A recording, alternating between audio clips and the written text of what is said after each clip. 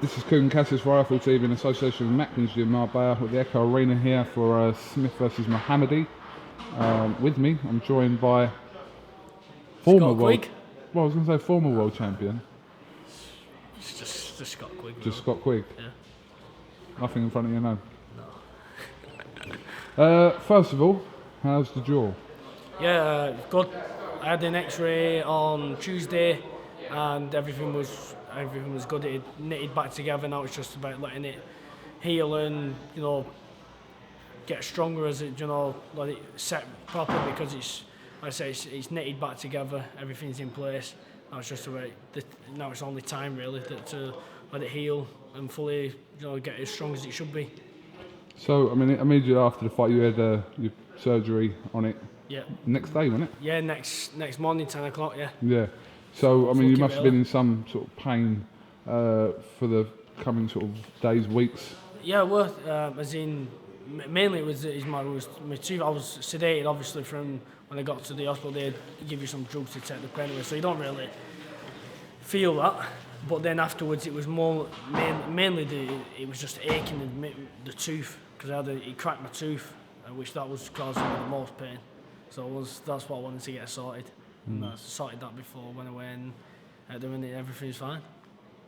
Mentally, how was you after the fight? Like in those sort of few days, weeks after? Just gutted. To be honest with you, it's the longer, like now, it's the biggest fight of my career, and I, what I believe, how the result, whether I believe I won the fight or not, which I do, but it was a close fight, and I was absolutely gutted, and I still am. But there's no point me, staying there thinking about that. All I need to do is re-watch the fight, go back through what I did in training, and learn from it and improve. There will be a rematch, and when it does happen, I will put the wrong right. Have you watched the fight back? Yeah, I watched it back 6 or 7 times. So, looking back at your own performance and assessing your own performance, where do you believe that if it did go wrong for you, which obviously you lost the fight, so I know you're saying you believe that no, it was, I understand what you mean. Yeah. Whether I could have won it a lot, I could have made it a clear win. Whether the jaw went or not, don't make that as an excuse. I should have knocked him out, or I should have still gone forward. Doesn't really matter. But in my own mind, the early rounds was close. Nothing was really happening, and he might have been looking a bit busier. He wasn't landing, but so in my own opinion, when I watch it back, if I would have used my left hand, my left jab a lot more, been busy with my left hand, a lot more feinting, that would have won me the fight. Would have made me look busier, and I didn't throw my jab enough, and that's not because the jaw went, because the first 3 rounds I still didn't use it enough. So I don't kid myself. There was things that I should have done, and I'll improve from it. I mean, take nothing away from Carl Frampton. Obviously, he was given the win and he performed and etc. etc. So he'll move on now and etc. I know you're saying you want a rematch, but your paths might not. No, the rematch won't be straight away, but I'm confident it will happen, and it's down the line, whenever it happens, it will happen. And obviously I've got to go out there and do what I need to do to get back in, not get back in the mix, to make sure the fans want to see it. I understand that the first half of the fight weren't the most exciting. The first 3 rounds were down to tactically. The other 3 rounds was due to, me jaw swinging whichever direction, not having control of my jaw. But the latter part of the fight, when I started putting the pressure on, everybody could see I was full in control of, the fight. And you hear people, everybody's opinions.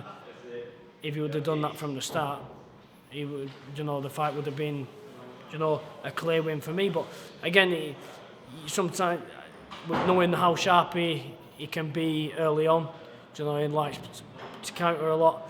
That's where you had to think a bit before, not just go in and, you know, bulldoze forward. So it was catch-22 really. And I mean, moving forward for you, there will be options for you. Obviously, Carl Frampton is going to have to make a decision, I'm assuming, sooner rather than later about what he does regarding both his belts, 2 mandatories in the pipeline now. So will you sort of possibly wait and see what he does with that? Could you go, for example, if he relinquished one of them belts, is that a way that you may go? Yeah, definitely. I want the biggest fight possible, and I'd like to go straight into a world title fight. You know, at the end of the day, it was a split decision loss. You know, it was a close fight, which, like I say, people have their opinions. You know, one judge seen it my way, 2 judges give it him. So it wasn't a loss where someone had been beat up and you have to rebuild. I don't have to rebuild nothing. So I want the biggest fight possible out there, and I want to come back where I left.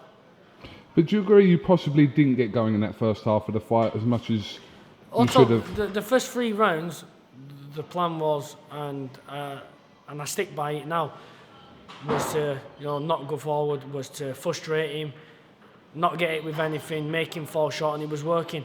Again, the only thing that I didn't do enough of in them first 3 rounds was use my left hand. Well, in the whole fight, was use my left hand. You know, I've always said it, basics wins fight, and I neglected the biggest basic of all, and that's the left jab.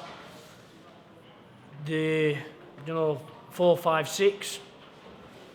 That was what it was. I got it in the 4th. With people think it was the uppercut that broke the jaw. It wasn't. It was towards the back end of the 4th round. That was which were coming on. That was my best round up to that point. And he threw a right up, and it wasn't an hard shot. It would just come out, and I thought I'd got it, and it come round. And if you watch, it catches me there, and my jaw's open, and you see me like move my mouth, and that's what first did the jaw. Don't get wrong, that uppercut that hit me in the 6th, that was what ripped the jaw. And to be honest with you, the way it landed, you would have thought it would have knocked your horse out. But from that point on, from that point down, was just completely numb, except from the tip of my tongue. So at that point, it's like, well. And then the round after round 7, Joe went, you 6-1 down, Sky, you 6-1 down. So it's like, right, kick up the arse and then put the pressure on, and that was that. But again, it's obviously I should have started faster because the judges didn't like what I was doing. But obviously, for you now, is to sort of get that out of your system, as disappointing as it was, and it was your first, obviously, defeat as a professional fighter. Yep. That moving on, and obviously, your jaw to heal as quickly as possible, and get yourself back in action. I'm assuming the second part of the year, 2006 of this year, 2016. Yeah. I'd like to, with the jaw healing, all going well, I'd like to be fighting September, early October.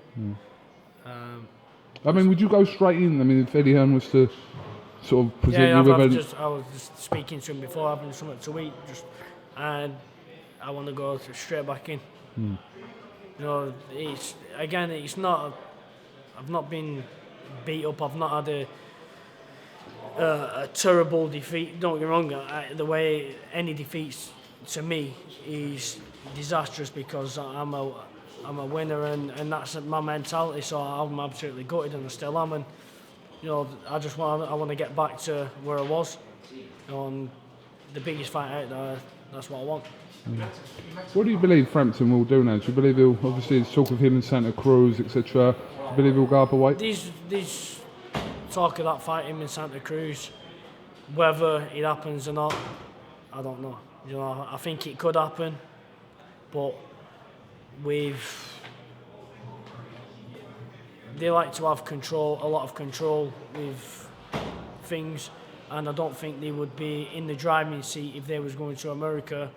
And you know, Santa Cruz is the draw over there, so he's not like they like to keep saying there was the A side over.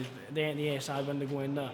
So I do believe that, in my opinion, I think they'll fight Shingo Work on Channel 5.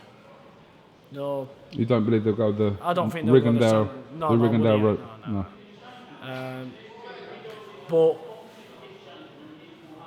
we'll see what happens. You know, that's what they're doing. I'm concentrating on what I'm doing, and my aim is to go out there, become world champion again, and then get the rematch. All right. Well, Scott Quigg, thank you very much for talking to IFL TV. No, thank you. Let's have a whole night of boxing. I don't know what I was going to say. But we've got a boxing show here, basically. That's what I was trying to say. And it's good to be. I've been really away from boxing now for 5 weeks. Well, so I'm excited about the show, and it's good to be back in the actual atmosphere of it. All right. Well, listen. Like I said, hope that your heals quickly, and we'll see you in action sooner rather than later. Thank you very much. Do you want to say anything else? No. Said enough. Because usually I would have just done that, but I don't want to risk it. Don't risk it for a biscuit.